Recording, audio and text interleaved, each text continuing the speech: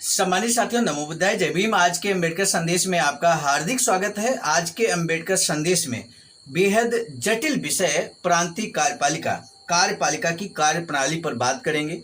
सम्मानित साथियों, हम आपको बता दें, इस समय हम आपके समक्ष प्रस्तुत कर रहे हैं बाबा साहब डॉक्टर अम्बेडकर संपूर्ण वाङ्मय खंड 4 से डॉक्टर अम्बेडकर साइमन कमीशन के साथ इस विषय पर इस पुस्तक से जो कि भारत सरकार के द्वारा प्रकाशित है। आज हम आपके समक्ष कार्यपालिका की कार्यप्रणाली और ये उस संबंध में कि दोहरी शासन प्रणाली एवं एकीकृत शासन व्यवस्था यानी कि दोनों में से किसके पक्ष में बाबा साहब खड़े हैं, आज के अम्बेडकर संदेश में जानेंगे। और कार्यपालिका की कार्यप्रणाली किस तरह की होनी चाहिए, इस संबंध में बाबा साहब ने क्रांतिकारी सुझाव दिए हैं मेरे साथियों। विश्लेषण करते हुए, यानी कि आज का अम्बेडकर संदेश बाबा साहब के द्वारा किए गए विश्लेषण के आधार पर है और साथ ही साथ कुछ ऐसे क्रांतिकारी सुझाव जो शासन प्रशासन के लिए बेहद महत्वपूर्ण होते हैं। शासन प्रशासन से संबंधित विषय होने के नाते चूंकि ये कठिन विषय हो जाता है, इसलिए जो बुद्धिजीवी साथी हैं वो जरूर अंत तक वीडियो को जरूर वॉच करेंगे, ऐसा हमें पूरा भरोसा है। आज के इस अम्बेडकर संदेश में जो महत्वपूर्ण प्रश्न यहाँ पर जिनका जवाब मिलने वाला है वो हम आपको बता दें। यहाँ लिखा है, मंत्री स्तर से दायित्व पर आधारित एकीकृत शासन प्रणाली को लागू करने से 4 महत्वपूर्ण प्रश्न उभरते हैं। मतलब एकीकृत शासन व्यवस्था अगर लागू की जाती है तो 4 प्रश्न यहाँ पर आएंगे। इनमें से पहले प्रश्न का संबंध कार्यपालिका के स्थायित्व से है, दूसरे का कार्यपालिका में सांप्रदायिक प्रतिनिधित्व से है और तीसरे का कार्यपालिका का उत्तरदायित्व लागू करने से संबंधित है और चौथे का कार्यपालिका के सदस्यों के बीच पारस्परिक संबंध से है। तो इस तरह से यानी कि यहाँ पर 4 प्रश्न उभर कर आएंगे अगर एकीकृत शासन व्यवस्था की बात की जाए, लागू किया जाए। तो वो 4 प्रश्नों के जवाब एक एक कर बाबा साहब यहाँ पर देते हैं। पूरा अम्बेडकर संदेश वाच करेंगे तो इन 4 प्रश्नों का सटीक जवाब आपको बाबा साहब के द्वारा लिखा गया जवाब हूबहू आपको मिलने वाला है। तो आइए शुरू करते हैं आज का अम्बेडकर संदेश BBAIC सारनाथ वाराणसी के सौजन्य से। भाषा लिखते हैं कि पहले प्रश्न के बारे में कहा जाता है कि विधायिका के सदस्यों के सांप्रदायिक पूर्वाग्रह के कारण विधायिका में गुटबंदी होगी ही। मंत्रियों का लगाव सिद्धांतों के बदले संप्रदाय के प्रति अधिक हो सकता है। इससे मंत्रिमंडल सांप्रदायिक निष्ठा की अनिश्चित नींव पर टिका होता है और निष्ठा की मात्रा सांप्रदायिक लाभ के अनुपात में घटती बढ़ती रहती है। अतः यदि कोई संप्रदाय सिद्धांतों का ध्यान रखे बिना अपनी इच्छा अनुसार निष्ठा परिवर्तन करना चाहे तो मंत्रिमंडल उतनी ही जल्दी टूट सकते हैं जितनी जल्दी बनते हैं। इस बुराई से बचने के लिए सुझाव है कि परिषद में विभिन्न समूहों द्वारा चुने गए व्यक्तियों में से मंत्रिमंडल बनाया जाए और एक बार मंत्रिमंडल बनने के बाद परिषद की अवधि के दौरान उसे हटाया न जाए। मैं मानता हूं कि अस्थिर या अस्थायी कार्यपालिका की आशंका सही हो सकती है, लेकिन मैं नहीं समझता कि इसके लिए किसी उपाय की या जैसा उपाय सुझाया गया है उसकी जरूरत है। भारत अकेला ऐसा देश नहीं है जहां विधायिका में गुटबंदी की भावना दिखाई देती है। फ्रांस का चैम्बर ऑफ डिप्टीज गुटबंदी की भावना का ज्वलंत उदाहरण है, जहां मंत्रिमंडल प्रायः भंग होते रहते हैं। इस पर भी फ्रांसीसी ये महसूस करते हैं कि स्थिति खराब तो है, लेकिन इतनी असहाय नहीं है कि इसके लिए किसी उपाय या इलाज की जरूरत हो। यदि ये मान लिया जाए कि आशंका सच हो जाती है और स्थिति असहाय हो जाती है तो भी मुझे विश्वास है कि उपाय सही नहीं है। इसमें 2 राय नहीं है कि इस उपाय से मंत्रियों की उत्तरदायित्व की भावना बहुत निर्बल हो जाएगी। मुझे डर है कि यह योजना गुटों में मेल मिलाप कराने के बजाय उन्हें कट्टर बनाएगी और गुटबंदी की जड़ों को सदा सर्वदा सींचती रहेगी। इस प्रकार यह उपाय या इलाज रोग का उपचार करने के बदले उसे और बढ़ा देगा। मुझे तो मौजूदा निर्वाचन क्षेत्रों का पुनर्निर्माण ही सही उपाय प्रतीत होता है। मैं देश की कार्यपालिका में सांप्रदायिक प्रतिनिधित्व को मान्यता देने का घोर विरोध करता हूँ। यानी कि यहाँ पर सांप्रदायिक प्रतिनिधित्व की बात जब आई कार्यपालिका में तो उसका विरोध करने की बात बाबा साहब करते हैं। ऐसा करने से शासन तंत्र के एक सबसे महत्वपूर्ण अंग को सबसे भयानक रोग ग्रस्त लेगा। कैबिनेट में प्रतिनिधित्व के हकदार जितने संप्रदायों को मान्यता देनी होगी उनकी संख्या के आधार पर यह दोहरा या तिहरा शासन होगा। यह शासन निसंदेह सांप्रदायिक स्वरूप का दोहरा शासन होगा और आज के राजनीतिक स्वरूप के दोहरे शासन से कुछ भिन्न होगा। लेकिन इस कारण यह राजनीतिक स्वरूप के दोहरे शासन से बेहतर नहीं हो जाएगा। एक प्रणाली के निहित दोष दूसरी में भी निहित है, और यदि संवैधानिक पुनर्निर्माण का हमारा उद्देश्य एकीकृत शासन है तो दोहरे शासन के राजनीतिक रूप की तरह ही उसके सांप्रदायिक रूप को भी तुरंत ठुकरा देना चाहिए। राजनीतिक स्वरूप के दोहरे शासन को अस्वीकार करने की अपेक्षा सांप्रदायिक स्वरूप के दोहरे शासन को अस्वीकार करने का असल में बड़ा कारण है। राजनीतिक स्वरूप के दोहरे शासन में सिद्धांतों पर आधारित शासन की संभावना बनी रहती है, लेकिन सांप्रदायिक स्वरूप के दोहरे शासन का परिणाम तो निश्चय ही वर्ग की विचारधारा पर आधारित शासन होगा। ग्रेट ब्रिटेन और स्वशासी डोमिनियनों के संवैधानिक कानून का मूलभूत सिद्धांत है कि प्रत्येक मंत्री न्यायालयों के प्रति जवाबदेह होता है। असल में इस विवेकपूर्ण सिद्धांत के कारण ही ब्रिटिश प्रजा, चाहे वह स्वदेश में हो या डोमिनियनों में, मंत्रियों के दोषपूर्ण कार्यों से अपनी जान माल की रक्षा कर पाती है। अवैध कार्यों के लिए कार्यपालिका की वैध जिम्मेदारी के मामले में केवल भारत का ही ग्रेट ब्रिटेन और डोमिनियनों से विचित्र विरोध है। सर इलियाज जिम्पे की अध्यक्षता वाली न्यायपालिका और वारेन हेस्टिंग्स के समर्थन वाली कार्यपालिका के बीच एक खासा संघर्ष हुआ था। इस संघर्ष के दौरान भारत में कार्यपालिका ने 1780 में ही न्यायालयों के नियंत्रण से अपने आप को मुक्त करा लिया। वह उन्मुक्त तब से अब तक चली आ रही है और अब इसे भारत शासन अधिनियम की धारा 110 और 111 में शामिल किया गया है। अब तक इस उन्मुक्ति को इसलिए बर्दाश्त किया गया कि ये स्थानीय थी, सामान्य नहीं। इसमें व्यवस्था की गई थी कि भारत में अवैध कार्यों के लिए कार्यपालिका के जिन सदस्यों पर भारत में मुकदमा नहीं चलाया जा सकता था, उन पर इंग्लैंड में मुकदमा चलाया जा सकता था। जवाबदेही की यह पद्धति दूरस्थ तो थी, लेकिन प्रभाव में कम नहीं थी, क्योंकि पुराने शासन के अधीन कार्यपालिका का लगभग प्रत्येक सदस्य यूरोपीय होने के नाते इंग्लैंड वापस जाता था। अब कार्यपालिका के गठन में परिवर्तन हो गया है। इसके अधिकतर कर्मचारी भारतीय हैं और चूंकि उनमें से किसी के इंग्लैंड जाने की संभावना बहुत कम है, अतः उनकी जिम्मेदारी उन पर वस्तुतः कभी भी डाली नहीं जा सकती। आज जो स्थिति है उसमें मंत्रियों के गलत कार्यों के विरुद्ध तात्कालिक या दूरगामी कोई उपाय नहीं है। इस स्थिति को चालू रहने देना संवैधानिक शासन की नींव को ही नष्ट करना है। अतः मैं सिफारिश करता हूं कि भारत सरकार अधिनियम की धारा 110 और 111 में संशोधन करना चाहिए, ताकि मंत्रियों के आदेश से किए गए अवैध कार्यों के लिए ब्रिटिश प्रजा, चाहे भारतीय हो या यूरोपीय, न्यायालय का दरवाजा खटखटा सके। मंत्रियों के संबंध में कानून में ऐसे परिवर्तन के लिए 1919 में अनुरोध किया गया था, लेकिन उस समय यह अनुरोध स्वीकार नहीं किया गया था, क्योंकि ऐसा समझा गया था कि इसे स्वीकार करने से मंत्रियों और कार्यकारी पार्षदों के बीच आपत्तिजनक भेदभाव पैदा हो जाएगा। प्रांतों में पूर्णतः उत्तरदायी शासन लागू होने के बाद अब इस आपत्ति में कोई दम नहीं है। मैं अवैध कार्यों के लिए मंत्रियों की वैध जिम्मेदारी को लागू करने के विचार का जोरदार समर्थन करता हूं। अतः मेरा सुझाव है कि संविधान में एक ट्रिब्यूनल के गठन की व्यवस्था की जानी चाहिए। इसके सदस्य विधायिका के सदस्य या अंशतः विधायिका और अंशतः न्यायपालिका के सदस्य हो सकते हैं। इस ट्रिब्यूनल में गैर कानूनी कार्यों या राष्ट्र हित के प्रतिकूल कार्यों के लिए मंत्रियों पर महाभियोग चलाया जा सकता है। मैं जानता हूं कि मंत्रियों को उत्तरदायित्व के चलन के कारण महाभियोग का चलन बंद हो गया है, लेकिन मैं समझता हूं कि भारत में मंत्रियों का उत्तरदायित्व अभी पनप ही नहीं रहा है। जब तक विधायिका तथा कार्यपालिका इसके निहितार्थ से परिचित न हो जाए, तब तक सत्ता के असंयम पर अंकुश लगाने का प्रत्यक्ष साधन मुहैया कराना बेहतर है।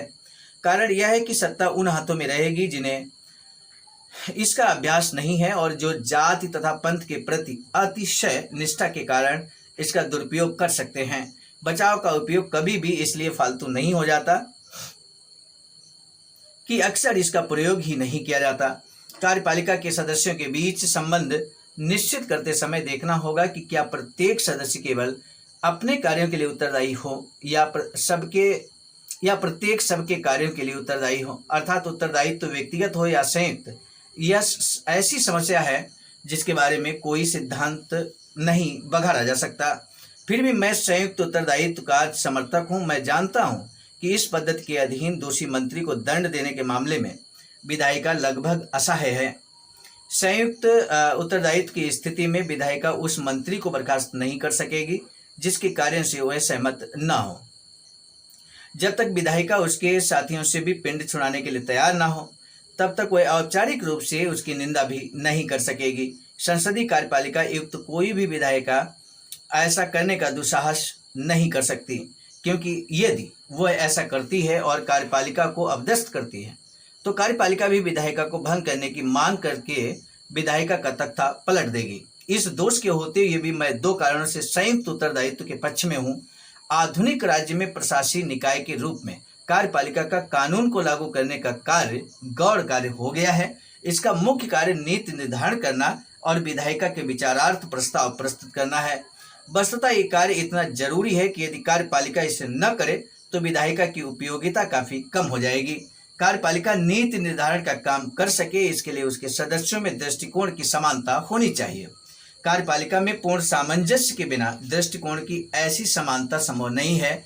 मुझे लगता है कि केवल संयुक्त उत्तरदायित्व से ऐसा सामंजस्य सुनिश्चित हो सकता है। संयुक्त उत्तरदायित्व की सिफारिश करने का दूसरा कारण यह है कि मुझे आशंका है कि व्यक्तिगत उत्तरदायित्व जाति और धर्म की सीमाओं को लांघकर एक साझे राजनीतिक मंच के विकास में कभी सहायक नहीं होगा। व्यक्तिगत उत्तरदायित्व गुटों को कायम करेगा और प्रेसिडेंसी को हमेशा गुटों की मिलीजुली सरकार का दंड भोगना पड़ेगा। ये गुट नए नए गठबंधन करके प्रशासन को अस्थिर बनाए रखेंगे और विचारों की नीति की उपेक्षा जोड़ तोड़ की नीति को तरजीह देकर प्रशासन के काम की निष्ठा पर घातक प्रभाव डालेंगे। संयुक्त उत्तरदायित्व के अंतर्गत कोई दल विभिन्न विचारधाराओं वाली कई इकाइयों का समूह हो सकता है। प्रत्येक इकाई के सदस्य न केवल एकीकृत नीति तैयार करने के लिए बाध्य होंगे बल्कि उससे जुड़े रहने के लिए भी मजबूर होंगे। दल का कार्यक्रम गुट के कार्यक्रम से अधिक व्यापक होता है। जो लोग भारत की स्थिति को समझते हैं वे दल के कार्यक्रम का पालन करने की आदत से जो शिक्षा मिलती है उसकी जरूरत को महसूस करते हैं। संयुक्त उत्तरदायित्व तो कैसे प्राप्त किया जाए, यह एक महत्वपूर्ण बात है। सुस्पष्ट कानूनी व्यवस्था द्वारा ऐसा करने से प्रशासन के प्रमुख या विधायिका की पूरी कार्यपालिका को बर्खास्त किए बिना किसी मंत्री को बर्खास्त करने की आजादी समाप्त हो जाएगी। अतः इसे परिपाटी के लिए छोड़ देना बेहतर होगा। अब भी प्रश्न बना रहता है कि परिपाटी को व्यवहार में कैसे लाया जाए। मुझे लगता है, बाबा साहब कहते हैं, मुझे लगता है कि यदि गवर्नर द्वारा मंत्रियों का चुनाव किए जाने के स्थान पर किसी मंत्री को ही अपने साथी चुनने का काम सौंप दिया जाए तो इस प्रकार बनी कैबिनेट संयुक्त उत्तरदायित्व के आधार पर काम करने के लिए बाध्य होगी। संयुक्त उत्तरदायित्व के आधार पर काम करने के लिए बाध्य होगी ऐसी कैबिनेट जहां पर एक मंत्री को आप जिम्मेदारी दे दें और वो मंत्री अपने मन मुताबिक अन्य मंत्रियों की नियुक्ति करे। ये सुझाव, क्रांतिकारी सुझाव बाबा साहब देते हैं। आगे बाबा साहब कहते हैं कि इससे मंत्रिमंडल के सभी सदस्यों को बदले बिना किसी विशेष मंत्री को हटाने की गुंजाइश भी बनी रहेगी। अतः बाबा साहब कहते हैं मेरा सुझाव है, गवर्नर को बाबा साहब क्रांतिकारी सुझाव देते हैं सामुदायिक संयुक्त उत्तरदायित्व के निर्वहन के लिए, कैबिनेट के संयुक्त उत्तरदायित्व के निर्वहन के लिए बाबा साहब एक क्रांतिकारी सुझाव देते हैं। ध्यान दीजिएगा मेरे साथियों। बाबा साहब कहते हैं मेरा सुझाव है कि गवर्नर को हिदायत दी जाए कि वह सीधे अलग अलग मंत्रियों की नियुक्ति न करके, अभी अलग अलग मंत्रियों की नियुक्ति वो स्वयं करते हैं, गवर्नर करते हैं, तो अलग अलग मंत्रियों की नियुक्ति न करके एक मुख्यमंत्री को चुने और सरकार बनाने का काम उस पर छोड़ दे। वर्तमान में आप देख रहे हैं जो पार्टी विजयी होती है उस पार्टी के लोग, उस पार्टी का शीर्ष नेतृत्व, केंद्रीय नेतृत्व एक निर्णय लेता है और एक मुख्यमंत्री वो चुन देते हैं बहुमत के आधार पर, अपनी पार्टी के विधायकों के बहुमत के आधार पर या सर्वसम्मत के आधार पर एक मुख्यमंत्री को वो नामित कर देते हैं, चुन लेते हैं। और इसके बाद मुख्यमंत्री बनने के बाद वो मुख्यमंत्री अपनी टीम का गठन करते हैं, मंत्रियों का गठन करते हैं, मंत्रियों की नियुक्ति करते हैं। तो बाबा साहब का ये सुझाव उस समय था जिस समय ये समस्या आ रही थी कि दोहरी शासन व्यवस्था लागू की जाए जो 1919 से 1935 तक लागू रही, या एकीकृत व्यवस्था लागू रखी जाए। और एकीकृत व्यवस्था अगर लागू की जाए तो उसमें 4 प्रश्न उभर कर सामने आए। तो 4 प्रश्न में यहाँ पर बात आती है कि संयुक्त कैबिनेट कैसे संयुक्त उत्तरदायित्व का निर्वहन करे। तो इस बारे में बाबा साहब यहाँ पर बहुत क्रांतिकारी सुझाव देते हैं। एक बार पुनः हम रिपीट कर देते हैं। बाबा साहब कहते हैं कि मेरा सुझाव है कि गवर्नर को हिदायत दी जाए कि वह सीधे ही अलग अलग मंत्रियों की नियुक्ति न करके एक मुख्यमंत्री को चुने और सरकार बनाने का काम उस पर छोड़ दें। बाबा साहब कहते हैं मेरे साथियों ने सिफारिश की है कि प्रेसिडेंसी के प्रशासन के लिए 7 मंत्री होने चाहिए। जहां तक मंत्रियों की संख्या निश्चित करने का संबंध है, मैं इस सिफारिश से सहमत नहीं हूं। हो सकता है कि प्रेसिडेंसी की भावी सरकार 7 से कम मंत्रियों से काम चला ले, हो सकता है 7 से अधिक मंत्रियों की आवश्यकता महसूस करे।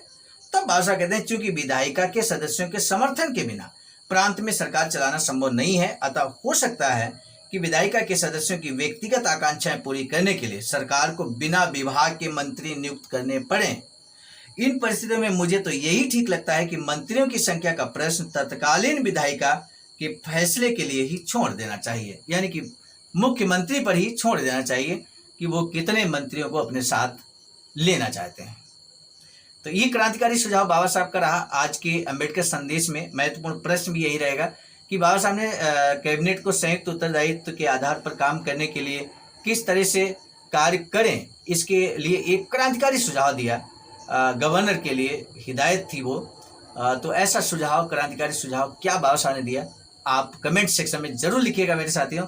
आपने लंबा अंबेडकर संदेश होने के बावजूद अंत तक इस वीडियो को वॉच किया, अंबेडकर संदेश को वॉच किया, सुना, आपका हम तहे दिल से साधुवाद व्यक्त करते हैं।